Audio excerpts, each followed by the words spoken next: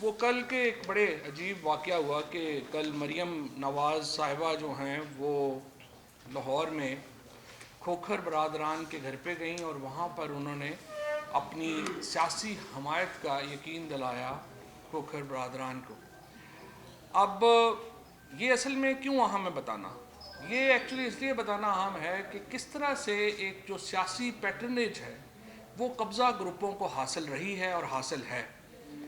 اور کس طرح سے شریف فیملی نے پورے پنجاب کے اندر بالخصوص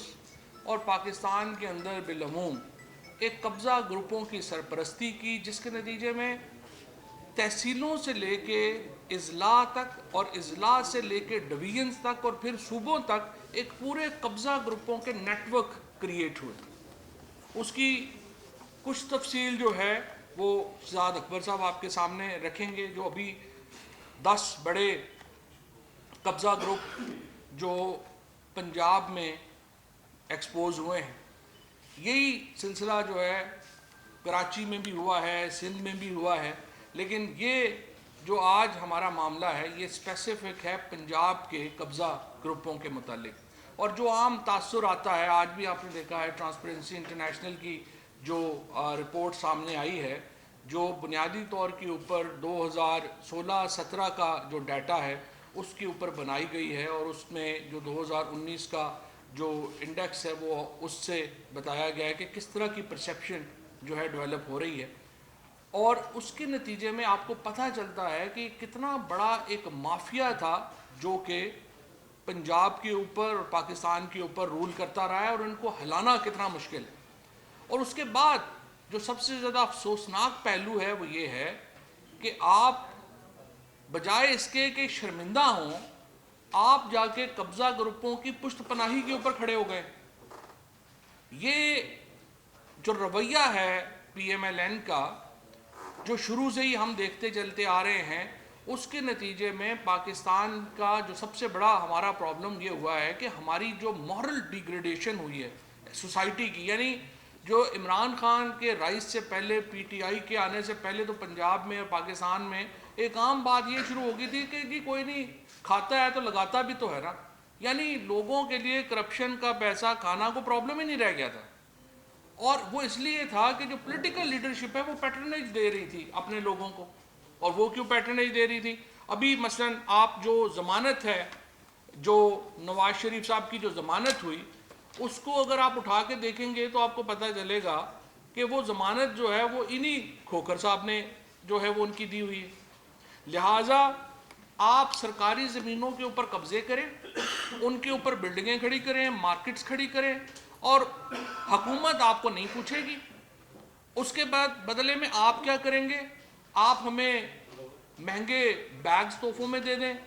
اگر ضمانتیں ہوں تو آپ ہماری ضمانتیں جو ہیں وہ آپ ان کو مینیج کریں، وکیل ہمارے آپ مینیج کریں، اور ایک میوچل سیٹ اپ چل رہا تھا، باہمی اشتراک چل رہا تھا ان قبضہ گروپوں میں اور شریف فیملی میں۔ اور جو جاتی امرا کی ساری جو پراپرٹی جو اب لٹرلی سینکڑوں ایکڑ کے اوپر ہے، وہ انہی قبضہ گروپوں کی مدد سے جمع ہوئی ہے،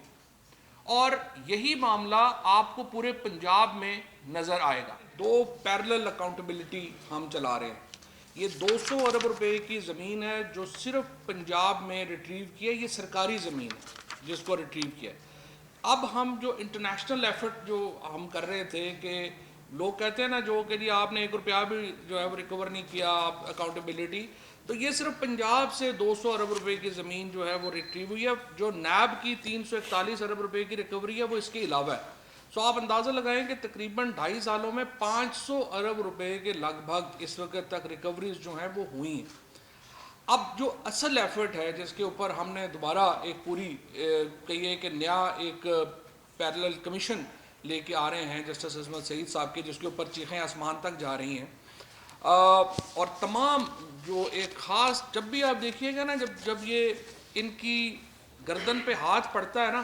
تو ہمیشہ ایک بڑی کنسنٹریٹڈ کیمپین، میڈیا کے بھی کچھ لوگ شامل ہو جاتے ہیں، کچھ ادھر ادھر سے باقی جو تنظیمیں ہیں ان کے لوگ بھی شامل ہو جاتے ہیں، اور پولیٹیکل بھی، وہ ایک کیمپین شروع کر دیتے ہیں۔ مثلا جسٹس عصمت سعید صاحب کے بارے میں کہا گیا جی کہ وہ تو خود براڈ شیٹ کے شامل تھے. یعنی تحقیق تک نہیں کی کہ عظمت سعید صاحب تو براڈ شیٹ کے معاملے ختم ہونے کے بعد نیب میں، اور وہ بھی اسپیشل پروسیکیوٹر آئے تھے، اور اوور آل یہ کہنا کہ وہ لاہور میں ہیڈ کوارٹر میں ملی، اور وہ بھی لاہور میں تھے. پھر یہ کہا گیا کہ چونکہ جے آئی ٹی کے فیصلے میں وہ شامل تھے تو اس لیے ان کو جو ہے وہ نہیں بننا چاہیے کمیشن کا ہیڈ. تو پھر جے آئی ٹی کے فیصلے میں تو چیف جسٹس پاکستان بھی شامل تھے، پھر اس میں تو جسٹس اعجاز الاحسن صاحب بھی شامل تھے، پھر تو آدھے درجن جو سپریم کورٹ کے ججز ہیں اور ہائی کورٹ کے ججز ہیں وہ آپ کے خلاف ہر کیس میں ڈسکوالیفائی ہیں بقول آپ کے. سو ایک ہماری اب کنسنٹریٹڈ ایفرٹ یہ ہے اس کمیشن کے ذریعے، جس کے ٹی او آرز ہو چکے ہیں اور انشاءاللہ امید ہے کہ آج کسی وقت جو نوٹیفیکیشن ہے وہ جاری ہو جائے گا. وہ اس میں ہم نے جو انٹرنیشنل پیسہ ہے وہ پاکستان میں واپس لانے کی کوشش کر رہے ہیں. یہ پیسہ عمران خان سے کیا لڑائی ہے؟ لڑائی تو یہ ہے نا این آر او نہیں دے رہے. اگر آج آپ ان کو کیسز میں ریلیکسیشن دے دیں تو عمران خان ان کی طرف سے 5 سال نہیں 10 سال بھی رہیں تو کوئی پرابلم نہیں ہے. صرف فضل الرحمان صاحب ہوں، نواز شریف صاحب ہوں، زرداری صاحب ہوں، ایک ہی کامن گراؤنڈ ہے، اور وہ گراؤنڈ یہ ہے ہمیں ہمارا پیسہ جو ہے پیسے سمیت ہمیں معاف کر دیں. ہم کہہ رہے ہیں کہ بالکل ہم آپ کو معاف کرنے کے لیے تیار ہیں، لیکن پیسہ لوگوں کا ہے وہ واپس کرنا پڑے گا. آپ جیلوں سے بچنا چاہتے ہیں، لوگوں کا پیسہ واپس کر دیں. اگر آپ نہیں کر سکتے تو پھر آپ جیل کاٹیں. یہ نہیں ہو سکتا کہ آپ وہ جو ہم کہتے ہیں نا کہ وہ پراٹھے اور وہ بھی دو، یہ نہیں ہو سکتے. آپ چوپڑیاں اور دو چوپڑیاں نال دو. اسلام آباد بہت دنوں سے رہ رہے ہیں نا، تھوڑی ساری پنجابی اس طرح بھول گیا نہیں معذرت. تو اس لیے ہم جو ہے یہ کہہ رہے ہیں کہ آپ ان دونوں کو اوپر لے جائیں، اور انشاءاللہ تعالیٰ جس طریقے سے یہ آپ کے سامنے شہزاد نے جو رکھے ہیں، جس طرح سے میں عرض کر رہا ہوں کہ 500 ارب روپیہ جو پاکستان کے اندر تھا وہ تو ریٹریو ہوا ہے. اب اصل ایفرٹ یہ ہے کہ جو بلینز آف ڈالر پاکستان سے باہر ہیں ان کو واپس لانے کی ایک پوری کوشش ہے، اور انشاءاللہ عوام کی دعاؤں سے وہ بھی واپس آئیں گے.